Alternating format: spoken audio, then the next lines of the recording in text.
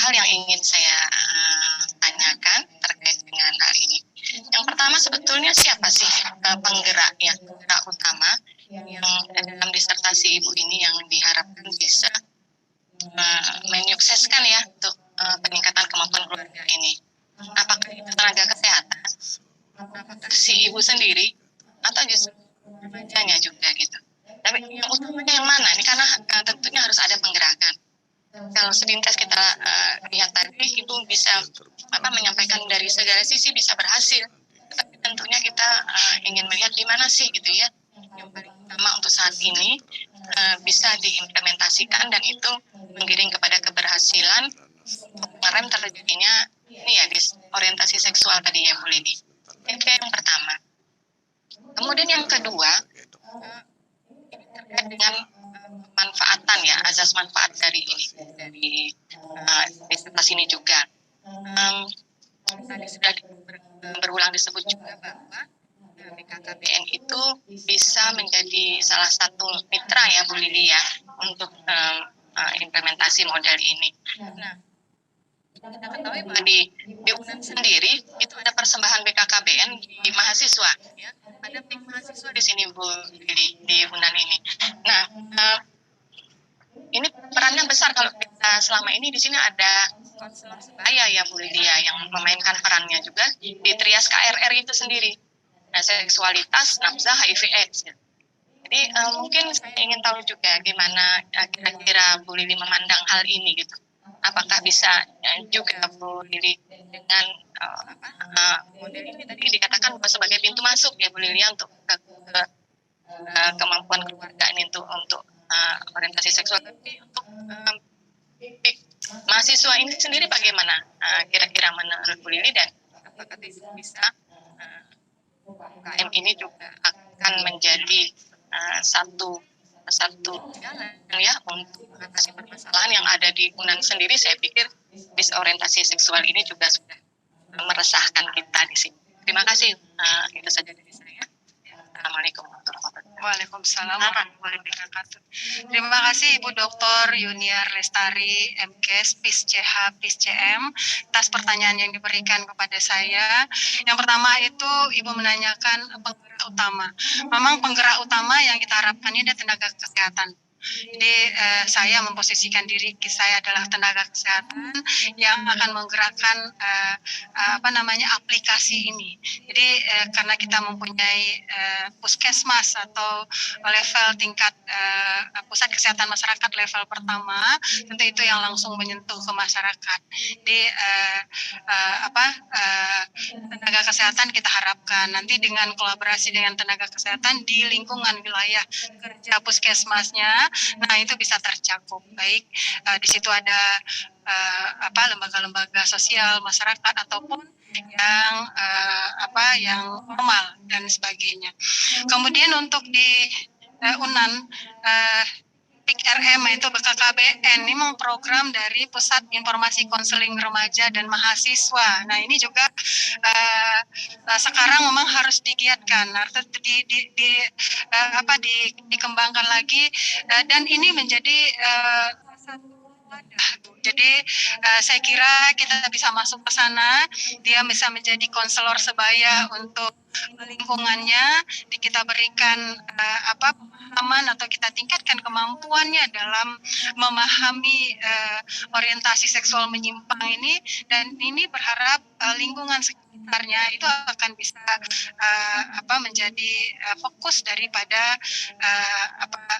konsultasinya, karena kita tahu remaja ataupun mahasiswa itu lebih mudah curhat kepada rekan-rekan sebayanya dibandingkan dengan orang tua. Tapi kalau orang tua sudah membukakan pintu, sudah menganggap anak adalah sebuah teman, saya kira itu akan ada cair di dalam pengasuhan.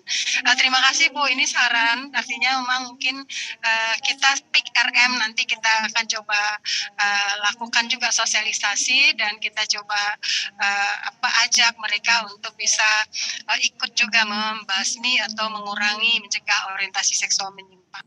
Demikian Ibu. Bagaimana Bu Yuyun? Ya, terima kasih Bu Lili. Mungkin nanti ada yang akan menghubungi Bu Lili ini terkait dengan hal ini di lingkungan UNAN sendiri.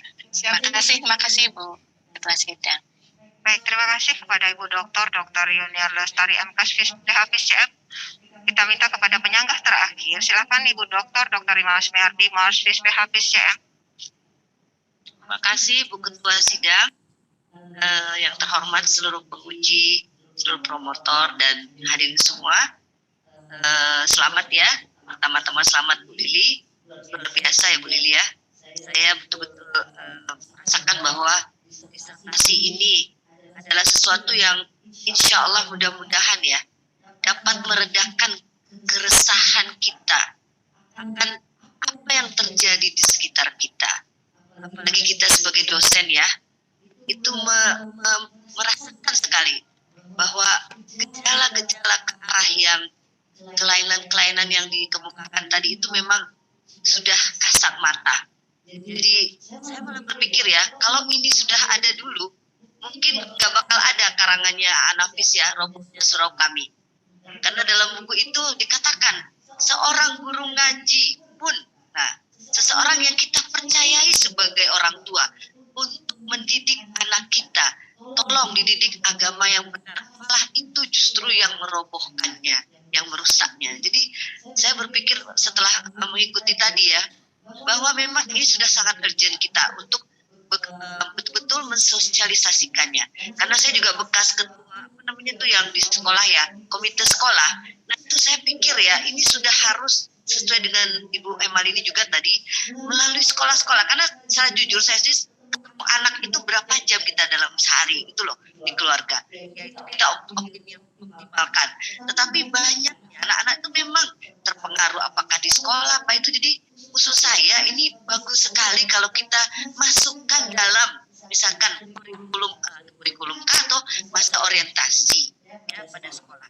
Nah sekarang jadi pertanyaan saya, how early, sejauh mana secepat sedini mana kita memberikan hal ini kepada anak remaja itu?